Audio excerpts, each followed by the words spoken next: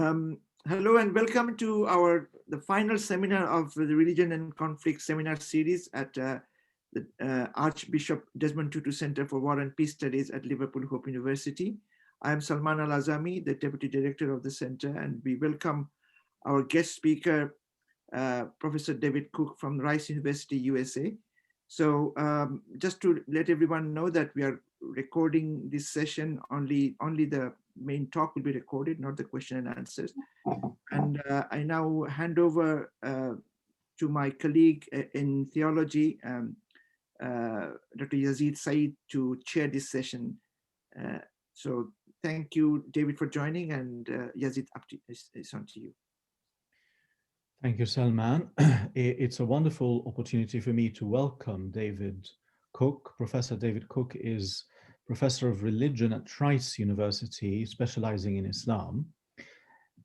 He did his undergraduate degree at the Hebrew University in Jerusalem and received his PhD from the University of Chicago in 2001. His areas of specialization include early Islamic history and development, Muslim apocalyptic literature and movements, radical Islam, historical astronomy, and Judeo-Arabic literature. His first book, Studies in Muslim Apocalyptic, was published by Darwin Press in the series Studies in Late Antiquity and Early Islam.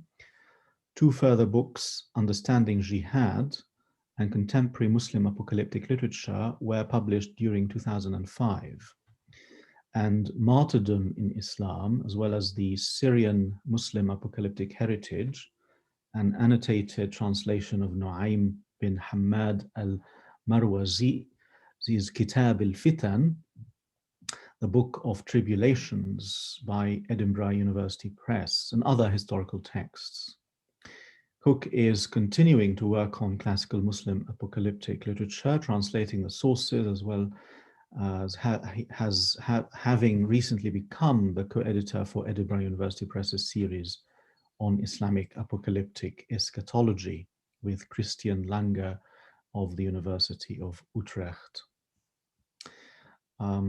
David, it's wonderful for me to welcome you. I'm sorry we can't have you with us in person at Liverpool Hope, but after two attempts, we're glad finally that you're here with us, and we look forward to hearing what you have to say for this series.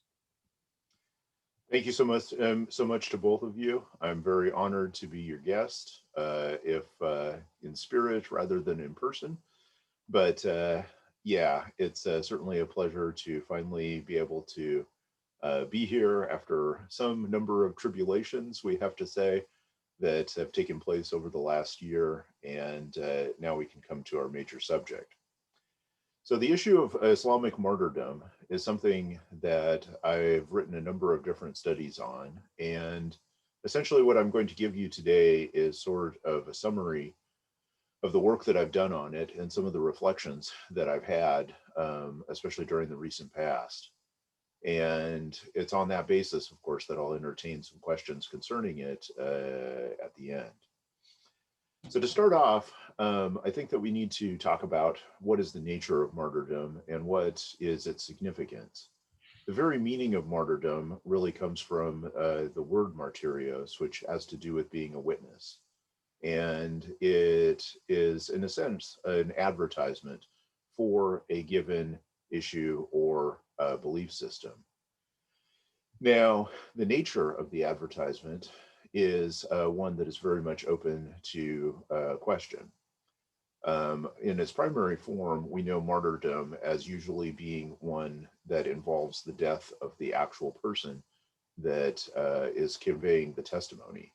And that is certainly the way that has been popularized in both Judaism and Christianity.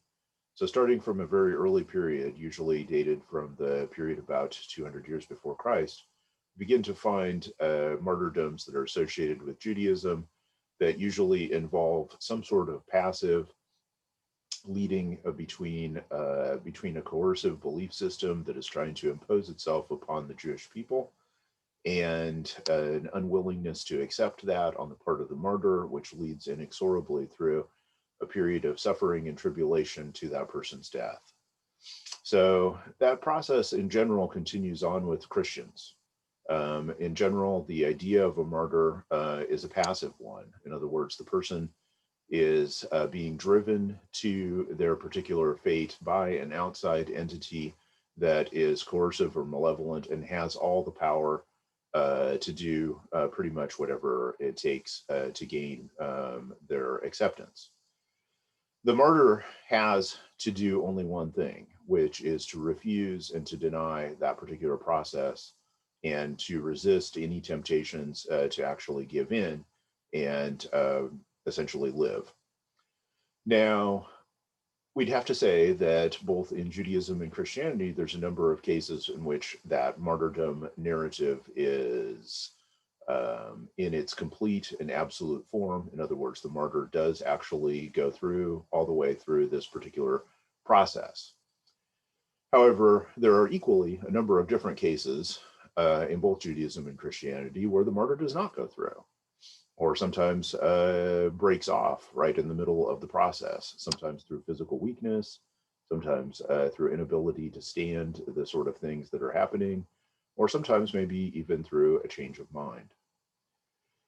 So when we look at the beginnings of Islam, especially as we look at the Quran, we find that there is the beginnings of a martyrology inside Islam.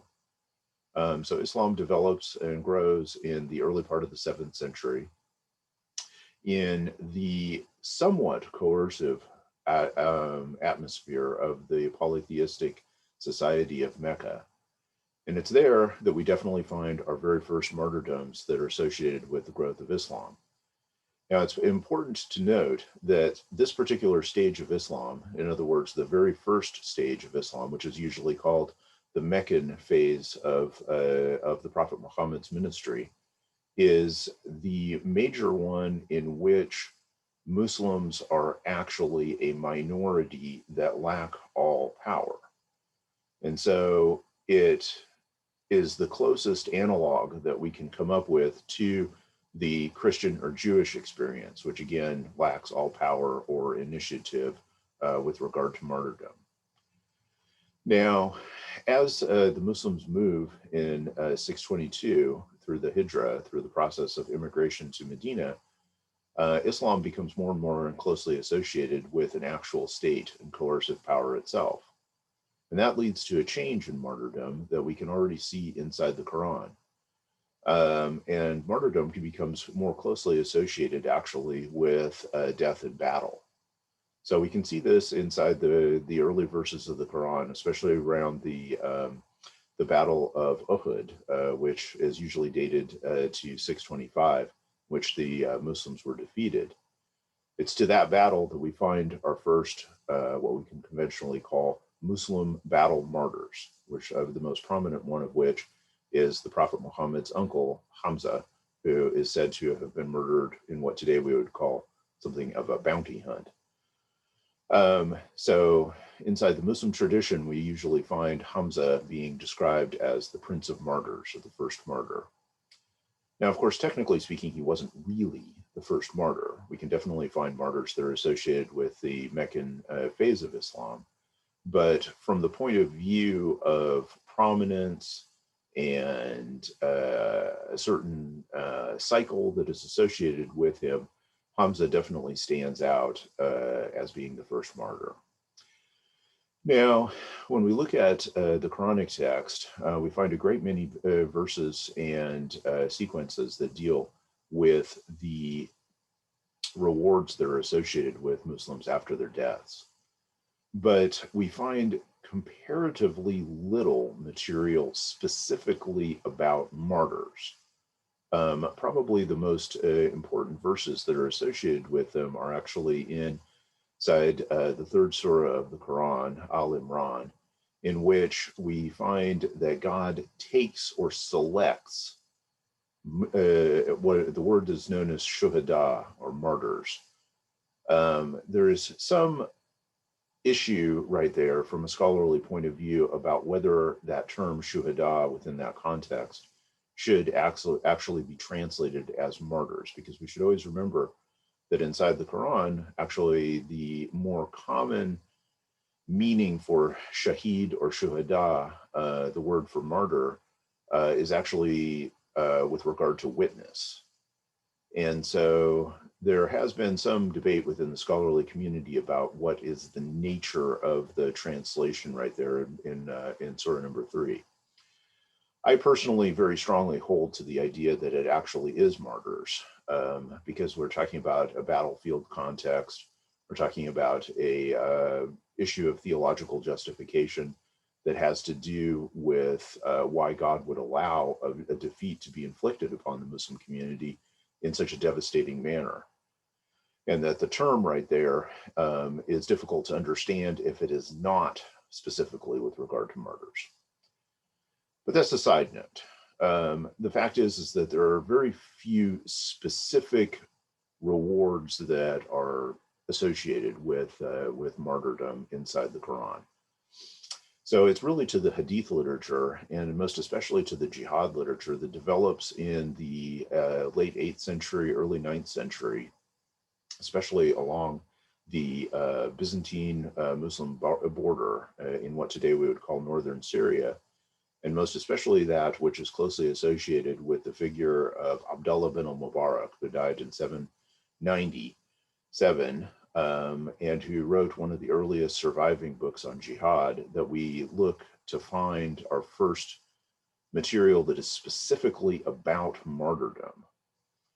So there we have to raise the question, what more could one offer? Because the fact is that Muslims are already promised paradise, and promised in pretty graphic manner inside the Quran.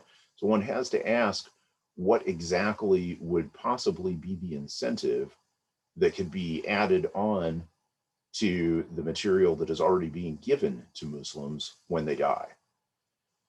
In order to answer this question, we find in some of the early Hadith collections that there are actually 6 specific things that are offered to martyrs. And those things are superlative in nature. They distinguish martyrs specifically from the rest of the Muslims. Okay, I'm just going to read off those 6 things, which are kind of interesting to deal with. So this is from the collection of At-Tirmidhi from the Jami' as-Sahih. In sight of God, the martyr has 6 unique qualities. He, in other words, God, forgives him in the first opportunity and shows him his place in paradise.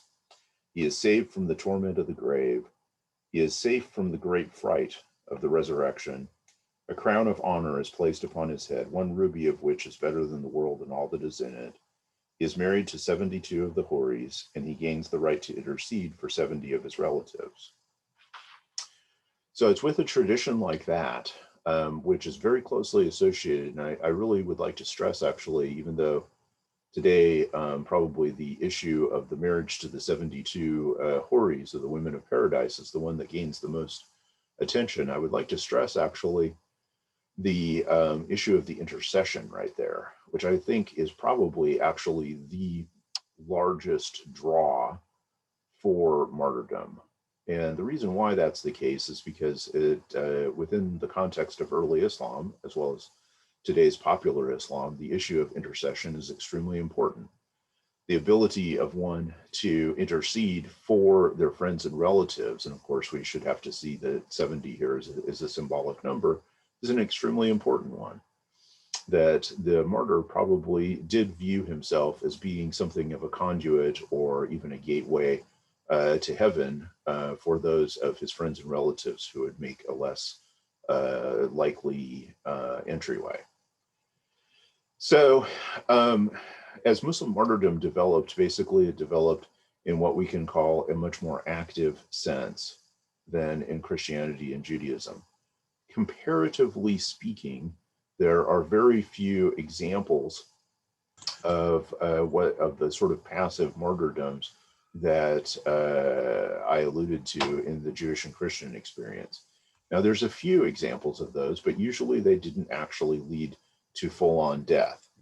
Probably the best known examples or groups of examples of those are from the classical period, when the Abbasid caliphs tried to impose their theological beliefs upon the Muslim community which led to tortures and in some cases deaths on the part of mainly Muslim leaders who didn't want to subscribe to their theological changes and so forth. So those particular sufferings are usually considered to be martyrdoms, even though in certain cases they didn't actually lead to death. They were more of a suffering thing. So from a classical point of view, especially among Sunnis, martyrdom developed very strongly as an active sense, more closely associated with warfare than anything else. But there's also a development among Shiites, most especially connected to the death or murder of the Prophet's grandson Al-Hussein in 680, which is much more in kin with the Jewish and Christian understanding. In other words, the Prophet's family, exemplified by Hussein during the first 3 centuries of Islam, did, on a systematic level, receive persecution on the part of first the Umayyad authorities and then later on the Abbasid authorities. And a great many of them were actually murdered. So all of those different martyrdoms are actually collected and convey to Shiites especially, but also to the larger Muslim community who feels closeness to the Prophet Muhammad's family, the sense of suffering of these figures. Okay, so let's, with that kind of background, I would say, to sum up the classical material, that for Sunnism, the process of martyrdom is a heroic one. It is one in which the martyr basically takes and knows, in some cases even through dreams and so forth, or knowledge that is given to him by God, he knows of his fate, and in some ways is kind of willfully tending to separate himself from this world, preparatory to his entrance into the next world. Frequently in the jihad literature, we find materials about people who had divorced their wives on the battlefield, saying that they were getting married to those in heaven and so forth. And so there's a process by which the battlefield is seen oftentimes as kind of a liminal area, an area that leads inexorably to the next world. So by way of contrast, then, the Shiite paradigm of the martyr is one that is passive and is suffering. And one participates in that martyrdom to some extent by its reenactment and expiation of guilt. So as we transfer ourselves into the contemporary world, my question, and the question that's leading to this particular lecture, is, to what extent can we say in 2021 that Muslim martyrdom is relevant anymore? This is a question that really has been developing in my mind basically over the past 20-some years. When I first began to study Islam in the 1990s, obviously there was a lot of concentration upon martyrdom, most especially upon the issue of martyrdom operations, which were a development during that particular time. Martyrdom operations, or what usually is called suicide attacks by non-Muslims, were a controversial tactic that began starting mainly among Shiites, among Hezbollah in Lebanon and other different Shiite groups, but then gradually transferred over into Sunni groups by the 1990s and became very closely associated with Salafi jihadis, definitely by the end of the 1990s. So there is a very interesting transition that happens right there. First of all, from the point of view of religious Islam, it was during the 1990s that we begin to find a great deal of discussion about martyrdom once again. Martyrdom hadn't been a major factor inside Muslim countries gaining independence from colonial authorities. Most martyrdom and most of the people that have been slain by the colonial authorities and so forth hadn't really done so under an Islamic specifically interpretation. Okay, when we look at things, let's say, like the Algerian War of Independence or other different major conflicts that lead to independence in Muslim countries and so forth, usually the figures that are honored there are not really given much of an Islamic point of view. There isn't an emphasis, let's say, upon their intercession or so forth, or any mention of getting married to virgins or anything like that. There's usually an emphasis upon their role in promoting consciousness or developing the nation in some way or another. So with the rise of political Islam during the 1980s especially, but continuing on to the present day, we can definitely see a much, much higher role for Islamic tropes and messages inside various different martyrdoms. And here I'd like to give you an example actually from Lebanon, which in my opinion is quite, is quite interesting. We find that the Hezbollah material that comes from, especially from the 1970s and 80s, which is directed against in the struggle against Israel in southern Lebanon, did not usually include huge amounts of Islamic tropes like the material that we can find today. It usually emphasized the fact that people were Muslims specifically, but didn't talk about elaborate features such as marriage to virgins, etc., in the same sort of classical trope language. But by the time you get to the early 2000s, for example, Hezbollah's attack upon Israel in 2006, the war that happened during that time, as you look through the martyrology right there, it contains a great deal of material that is very specifically martyrdom associated. Okay, so it's very interesting to watch how quickly that changes and develops. Now, let's kind of talk a little bit about the strengths and weaknesses of the martyrdom narrative. The fact is that martyrdom is an advertisement. And it's pretty obvious that the material that's connected to martyrdom operations and Muslim martyrdom is designed to solidify group and Muslim support behind a particular cause and to give it a tangible hero. And of course, we see this very strongly in the Palestinian struggle and the numerous martyrs that are created right there. Now, inside Palestinian martyrdoms, there's usually not a heavy emphasis upon the specifically Islamic tropes. And this is quite interesting as we look at, let's say like martyrdoms that are published by the larger Palestinian community. And then when we look at and compare those self-same martyrdoms with more specifically Islamic organizations such as Hamas, for example. And among Hamas materials, we definitely find very heavy emphasis upon the Islamic tropes that are coming out of the classical period. But those ones that are coming from a more general Palestinian point of view, oftentimes very strongly de-emphasize that. And the reasons are fairly obvious. Not everybody who is going to be considered to be a martyr within the larger Palestinian context is actually going to be necessarily that religious of a Muslim. And some of them are even non-Muslims.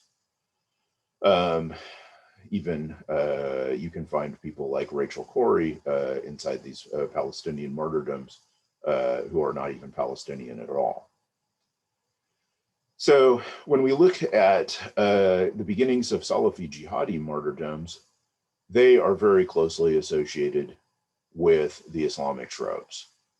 And there we begin to find this development of the sacralization of the martyrdom, which goes well beyond the material that you can find in the classical times. And in some cases, is even specifically in opposition to a Salafi jihadi religious doctrine. So probably the best examples of those have to do with the sacralization of the martyr's body. From the classical time, obviously you can find no traditions that speak about the body of the martyr being intact or sweet smelling, but which is actually more of a Christian, a medieval Christian idea. But by the time you get to the Afghani conflict, especially with the material coming from Abdullah Azam, you can begin to find quite a lot of that type of hagiography. In other words, the martyrs' bodies are incorruptible. Oftentimes the martyrs, even after their death, participate in battles or do miraculous things, you know, let's say like tripping a soldier, or sometimes setting off a mine that is reluctant to go off underneath a Soviet tank or so forth. So the ideas that are being promoted right there are actually coming more from Sufi hagiography, which just makes it quite interesting and ironic, because in general, Sufis are the targets of Salafi jihadi hatred rather than acceptance for their doctrinal points of view. With the rise of Salafi jihadism, the issue of Islamic martyrdom became something that was very prominent throughout the world. And suicide attacks became talked about quite a lot. And of course, it was due to that kind of drew me into to writing about the subject, since a lot of people were quite interested in it. My question during the last years is, how exactly is there any future for dealing with Islamic martyrdom? Islamic martyrdom, since the time of the failure of the Second Intifada among the Palestinians, has almost completely been localized among Salafi jihadis. And this has caused a considerable rift from the larger Muslim community, because the goals of Salafi jihadism cannot and are not, for the most part, acceptable to the larger Muslim community. And so, especially given the fact that Salafi jihadis use martyrdom operations or suicide attacks extensively against Muslims, with whom they have doctrinal differences. I'll just give you an example that happened to me personally in Jordan in 2007. Some of you might remember that in November of 2005, the Al-Qaeda or associated group of Zarqawi set off a number of suicide attacks in hotels in Amman. It's really hard to say actually why they did that, but at any rate, suffice it to say that it killed at least 60 some people. So a couple of years later, I was traveling in Jordan, and I was taking a shared taxi with a guy, and we were just sitting there talking and stuff, and I just happened to use the Arabic phrase martyrdom operation, and he said, you know, you shouldn't use that with regard to the Amman attacks and stuff. And I was asking why. You know, it seems to me like it's very similar to all the different other things that I had heard about and seen, you know, as far as martyrdom operations, but definitely the terminology had changed by then, because those attacks then were now being directed against Muslims. And so support for suicide attacks had gone way, way down. He was very insistent that I not use the term martyrdom operation, but use the term suicide attack to describe something like that, or even terrorist attack. So definitely with that time period, the early 2000s, there's a turn away from the broader Arab Muslim acceptance of the use of suicide attacks, to the point today where we find today where they are almost exclusively associated and doctrinally associated with with radical Muslims, with Salafi jihadis. And with that, I would stress, and again, that's kind of the point of this talk, there has been a concurrent disappearance of the importance of martyrdom. With the rise of the Islamic State, especially during 2014 and to 2016, there's a strong need to emphasize its advertisement, and to pile what we can call like horror upon horror in order to gain attention. But I think that what we see there is that it reaches a saturation point, and that by the end of the Islamic State, really nobody cares about martyrdom. It's possible now for the Islamic State to use suicide attacks, which they do on a broad tactical level, without garnering any attention. Literally dozens of suicide attacks were carried out, for example, as the coalition forces took over Mosul in 2016, 2017, and yet they attracted no attention. They were purely a tactical move on the part of the Islamic State without any particularly advertising aspect that was left in them. So I'd like to stress with this talk that I think that the future of martyrdom inside Sunni Islam is at a somewhat of a crux. It came to attention very strongly during the 1990s and early 2000s, as it came to be fully embraced by what we can call like a fringe movement, the Salafi jihadi movement. It came to be more and more rejected by the larger Arab Muslim constituency, and finally then even ignored by the larger world population, who could also be seen to be its audience. When, for example, women suicide attackers first appeared among the Palestinians in the early 2000s and so forth, they garnered a lot of attention. But by the end of the Islamic State, we actually find a lot of different female suicide attackers that's attracting no attention whatsoever. Nobody really cares anymore. And so I think that what we're seeing right here is a saturation point that has caused martyrdom, at least temporarily perhaps, to move to the fringes entirely. You don't find those self-same tropes being utilized in mainstream organizations or materials anymore. They're very closely migrated to the field of Salafi jihadism. So with that, I'd like to conclude and say that I feel like it's interesting that this is a process that has happened really during a comparatively short time. Those of us who are of my age group can literally remember a time, basically in the early 1990s, when martyrdom wasn't talked about at all among Muslims. And now I think that we have returned almost to that stage right now where martyrdom is also really not actually that important among Muslims again. And so it's really a cycle that's actually kind of gone through about a 25-year period. And I think that with the end of the Islamic State, I think it's reached its logical finale. So I'll turn it back over to you, Salman. We can open up for questions.